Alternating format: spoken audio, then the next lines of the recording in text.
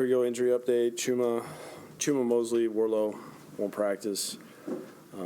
Henry, Beecham, Farley, Lewis, McClendon, Roberts, and Thomas all limited for today.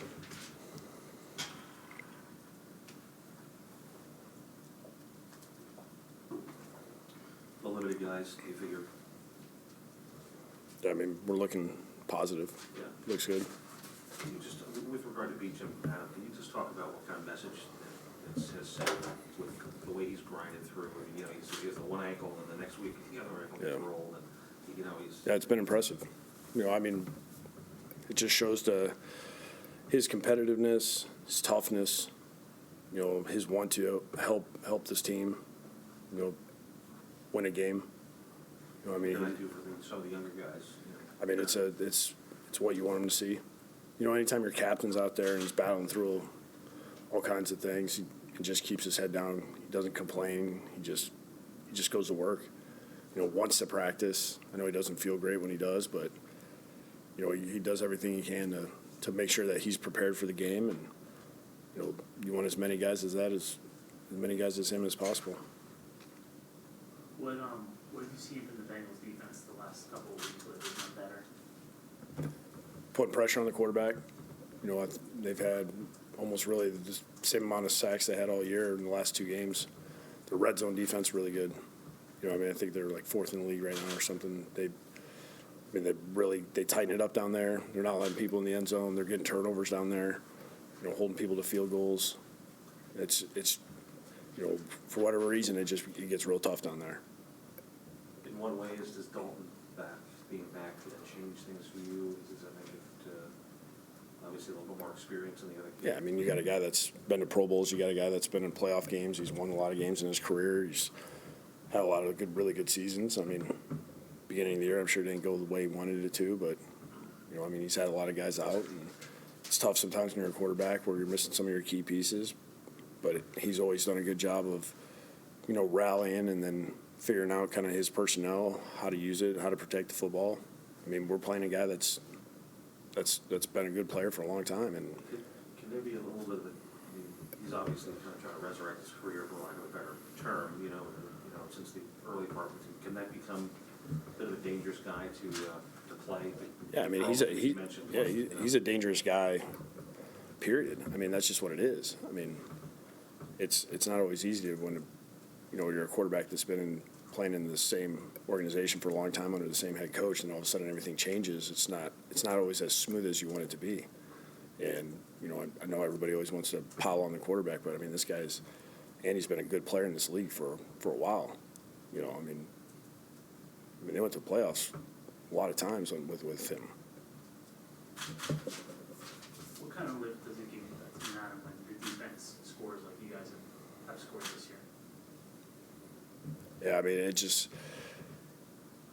to me, I look at it as it's kind of like that lightning bolt that, I mean, it zaps the whole team.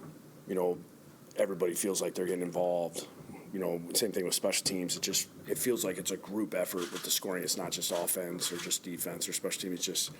It's kind of that final piece of the complementary football of now, hey, the defense they're getting points on the board, and that's kind of a challenge to the offense, and then defense going back out there trying to get a 3-and-out so then the offense can go score. I do think it's something that really energizes the whole team.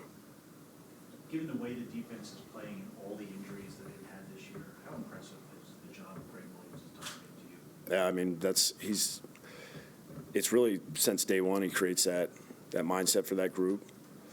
Being able to really just kind of focus on doing your job, play as a group, energy level, the swagger, their attitude. I mean, it's just everything that he teaches is how those guys were playing. The buy-in was awesome to watch.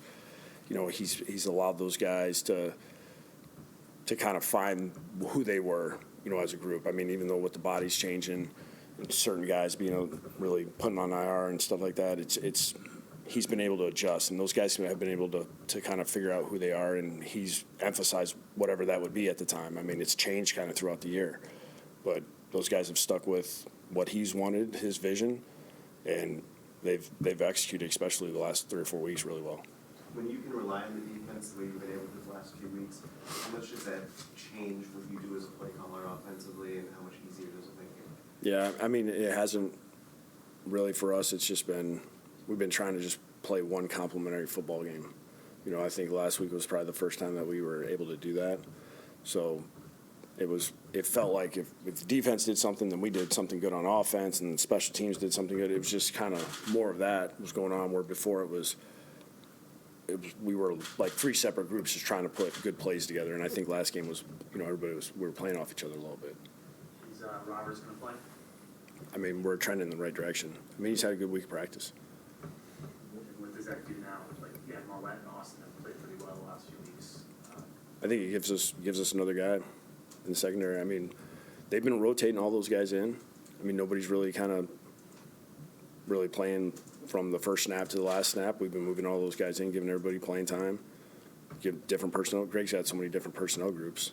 You know, the more guys we can have in the secondary, come on, we'll bring them in. Would you say that Roberts would not immediately move into top two? I mean, we'll see.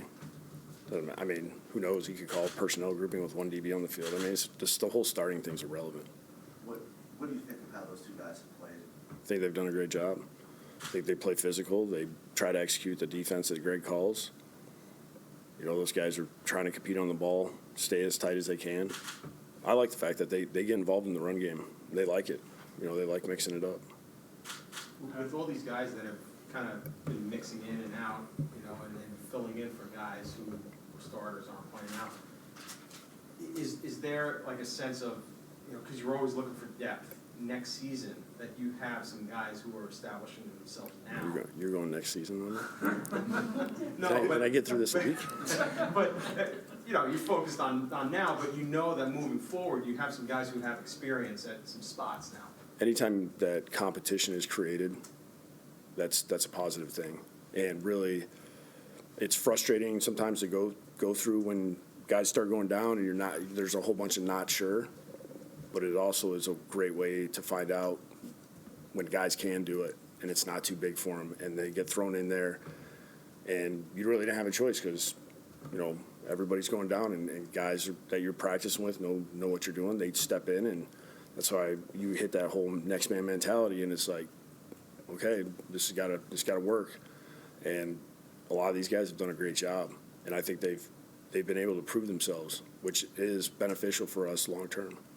You said a few weeks ago when things were going poorly that you guys would be better off in the long run for having to go through the adversity. Are there any examples, I know it's only been 3 weeks, but are there any examples you've seen of being better off from what you've been through? I just think really the Giants game sticks out to me as far as just seeing how our guys reacted when we went down. They stayed the same. There was nobody flinched, nobody changed their attitude, nobody was, hey, somebody's got to make. It was this, and to me it was we didn't always go through that earlier. You know, you could feel, hey, we got to get something going. It wasn't like that, and then the next game wasn't like that, and the last game wasn't like that. It was just a good approach of a one series at a time mentality by all three phases.